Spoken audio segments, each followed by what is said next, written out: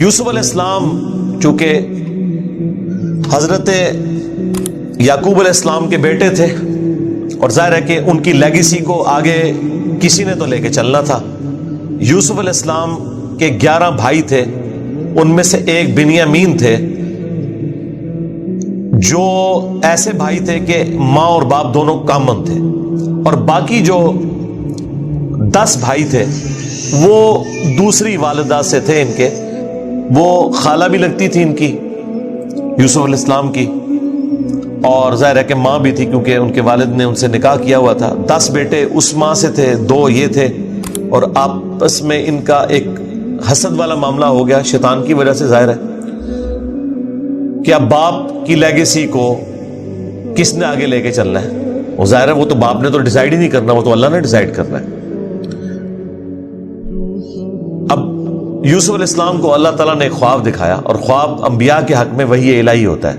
بخاری مسلم میں حدیث ہے کہ خواب نبوت کا 46واں حصہ ہے.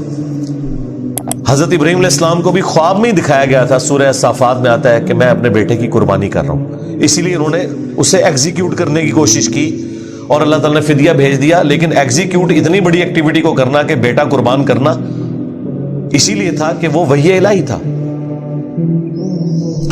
یوسف علیہ السلام کو اللہ تعالیٰ نے چھوٹی عمر کے اندر ہی 10-12 سال کی عمر میں ہی یہ خواب دکھایا کہ 11 ستارے اور سورج اور چاند انہیں سجدہ کر رہے ہیں. اس خواب کا ذکر انہوں نے اپنے والد سے کیا. ظاہر ہے اس زمانے میں تو والد ہی ڈائریکٹ ٹریننگ کیا کرتے تھے اپنی اولاد کی، اور ایک بڑی فرینکنس ہوتی تھی، اور پھر نبی کی اولاد. حضرت یعقوب علیہ السلام کو پتہ چل گیا کہ میری اس نبوت کا وارث اب یہ ہونے والا ہے، یعنی 12 بچوں میں سے اس کے سر کے اوپر یہ تاج نبوت سجنا ہے.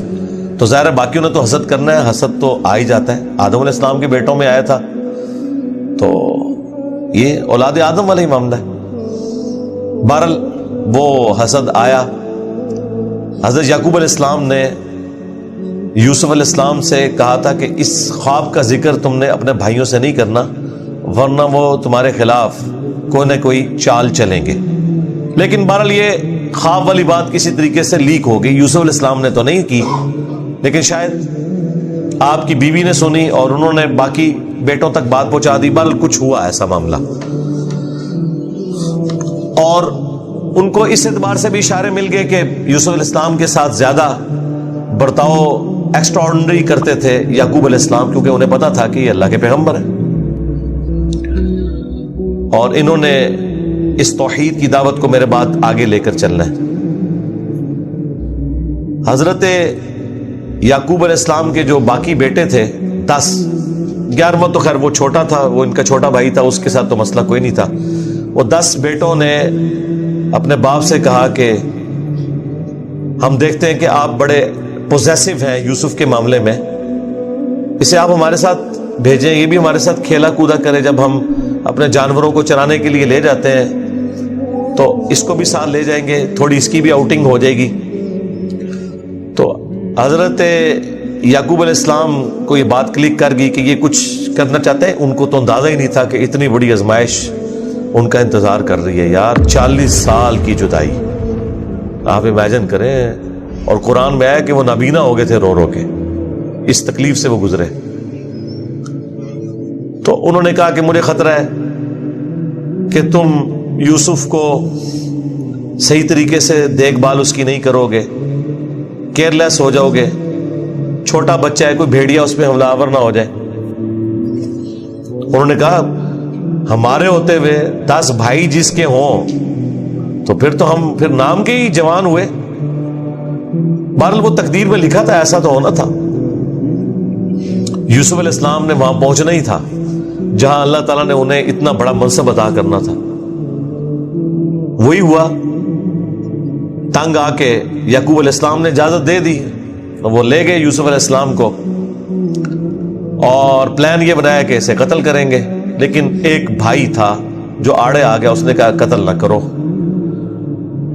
ہے تو ہمارا بھائی, ہم اسے کسی کنویں میں ڈال دیتے ہیں, اور ان زمانوں میں جو قافلے گزرا کرتے تھے وہ کنویں پہ پانی کے لیے رکتے تھے, تو ہو سکتا ہے کہ کوئی نکالے تو یہ اس کے ساتھ ہی چلا جائے, جان چھوٹ جائے, قتل نہ کرو. اور اس میں وہ یہ بھی کہتے ہیں کہ ہم اس وقت تو یہ ایکٹیویٹی کرتے ہیں, پھر بعد میں اللہ سے توبہ مانگ لیں گے, اللہ تعالیٰ بڑا بخشنے والا مہربان ہے, جو کچھ بھی ہے تیرے محبوب کی امت سے. یہ بھی قرآن میں نقل ہوا ہے. وہی سیم مینٹالٹی آگے چل رہی ہے, بعد میں نیک بن جائیں گے. اور انہوں نے ڈرامہ بازی یہ کی کہ یوسف علیہ السلام کے کرتے کے اوپر کسی بھیڑیے کا خون مال لیا اور کہا کہ ہم تو اسے سامان کے پاس چھوڑ کے گئے تھے, پیچھے سے بھیڑیا آیا اور یوسف کو کھا گیا, اور یہ اس کی قمیض ہے. عشاء کے وقت روتے ہوئے آئے, رات کے وقت قرآن کے الفاظ ہیں. حضرت یعقوب علیہ السلام کو سمجھ آ گئی کہ یہ میری آزمائش شروع ہو گئی ہے, کیونکہ توحید ایک ننگی تلوار ہے. انہیں سمجھ آ گئی تھی کہ میں نے اپنے بیٹے سے جو اتنی شدید محبت رکھی ہے نا, اللہ تعالیٰ مخلوق کی محبت کو برداشت نہیں کرتا, ایٹ لیسٹ ایک پیغمبر کے دل میں اس ایکسٹریم لیول کے اوپر جا کر. تو میری آزمائش شروع ہو گئی اب.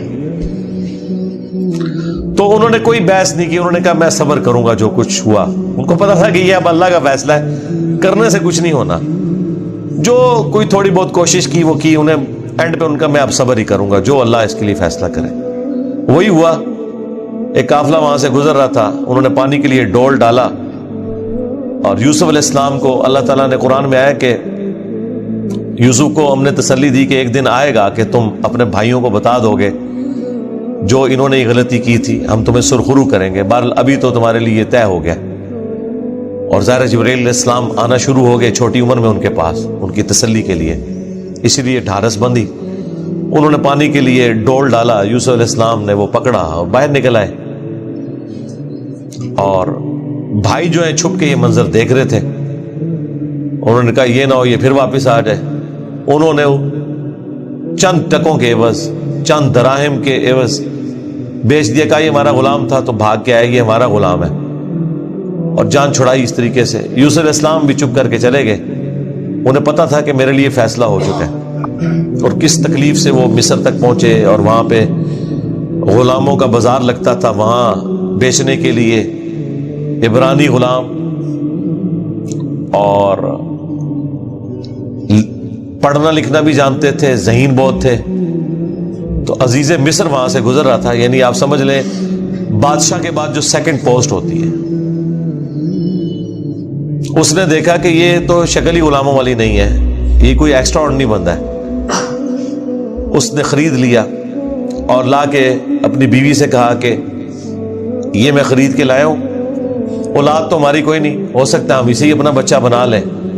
اور یوں یوسف علیہ السلام کہاں دور دراز کے شام کے علاقے جو سویلائزڈ بھی نہیں تھا, بھیڑ بکریاں چرانے والے بدو لوگوں میں سے اٹھ کے اس وقت کی سب سے سویلائزڈ حکومت مصر کی, فرعونوں کی حکومت. آج تک آپ یہ اہرام مصر, گیزا کے جو ہے پیرامڈز یہ دیکھ رہے ہیں, یہ ان لوگوں نے تعمیر کیے ہوئے ہیں.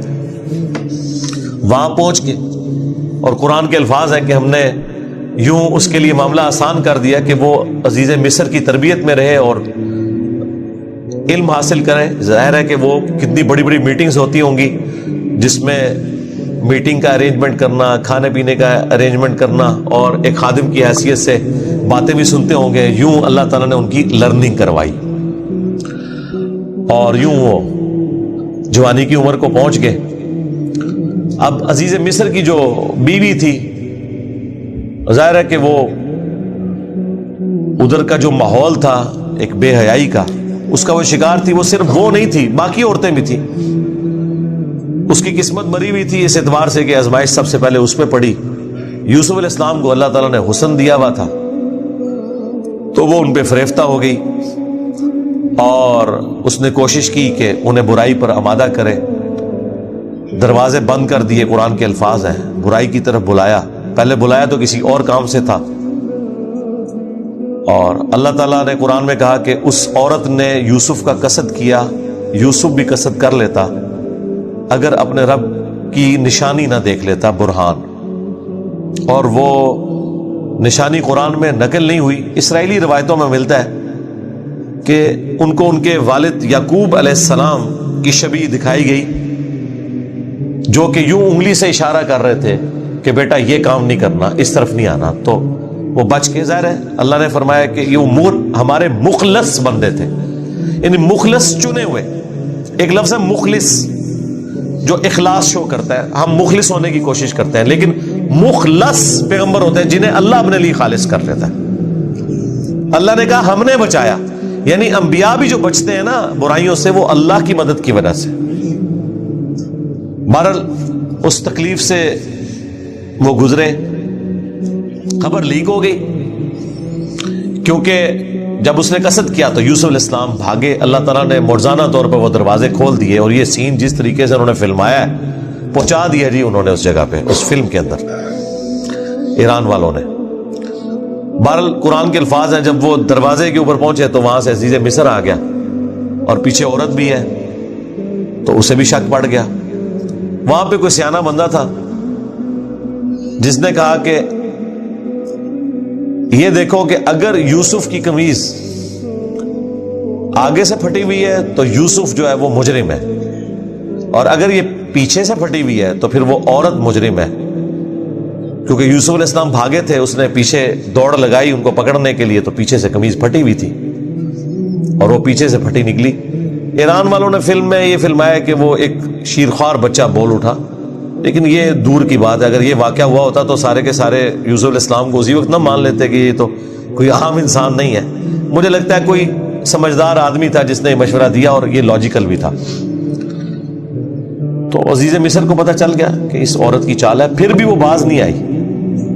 جب اس کی خبر لیک ہوئی تو اس نے کہا میری تو دم کٹ گئی ہے، میں اب ساری عورتوں کی دم کٹواؤں گی. اس نے وہ جتنی بڑے اشرافیہ وہاں مصر کا تھا ان ساری عورتوں کو دعوت پہ بلایا، اور سب کے ہاتھ میں ایک ایک چھری دے دی، قرآن کے الفاظ ہیں، اور ایک ایک سیب دیا، اور یوسف علیہ السلام کو کہا کہ ان عورتوں کے سامنے آؤ.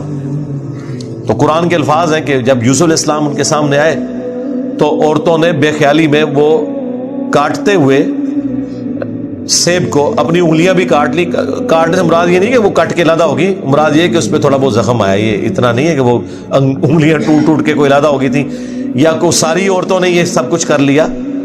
ڈاکٹر سار صاحب نے اس کی اچھی توجیہ بیان کی ہے کہ ہو سکتا ہے کہ کسی عورت کی انگلی زخمی ہو، اور یوسف علیہ السلام چونکہ غلام تھے وہ اس کی طرف متوجہ ہوں کہ میں اس کو پٹی کر دوں یا اس کے لیے کچھ ارینجمنٹ کروں، تو باقی عورتوں نے یوسف علیہ السلام کو اپنی طرف اٹریکٹ کرنے کے لیے جان بوجھ کے خود ہی اپنی انگلی کاٹی ہو کے تاکہ وہ متوجہ ہوں. کوئی بہرحال اس طرح کا سلسلہ ہوا ایک ایکسٹرا آرڈنری. اور جب یہ حالت ہوئی تو اس نے پھر کہا کہ ہاں یہ تھا جس کے لیے تم مجھے بات کر رہی تھی، تم لوگ بھی تو اس میں گرفتار ہو گئے. اور پھر اس کی ڈٹائی یہ، اس نے کہا کہ میں اسے برائی کی طرف بلا رہی ہوں، اگر اس نے یہ میری بات نہ مانی تو میں اسے جیل میں ڈلوا دوں گی. تو یوسف علیہ السلام نے دعا کی کہ یا اللہ مجھے جیل قبول ہے اس برائی کے عوض، کہ میں تیرا مجرم بنوں. دیکھیں کوئی گناہ بھی نہیں کیا، برائی سے بچے ہیں. ہم ہوں تو ہم کہ ہمیں انعام ملے، وہ کہہ رہے ہیں مجھے انعام میں جیل مل جائے کہ میں ان کے شر سے بچ جاؤں. بہرحال پھر وہ بہانہ کر کے ان عورتوں نے جھوٹے الزامات لگا کے یوسف علیہ السلام کو جیل میں ڈلوا دیا. یوسف علیہ السلام بھی راضی تھے، ٹھیک ہے چلے گئے. آلموسٹ 9 سے 10 سال تک وہ جیل میں رہے، اور وہ جیل کا جو انہوں نے سین فلمایا ہے وہ بندہ دیکھ نہیں سکتا. جو وہاں پہ کس پرسی کی حالت تھی بال انہوں نے گزاری، لیکن آپ کے اخلاق سے متاثر ہو کے دعوت توحید بھی وہاں پہ پہنچی. اور اسی دوران 2 ایسے قیدی تھے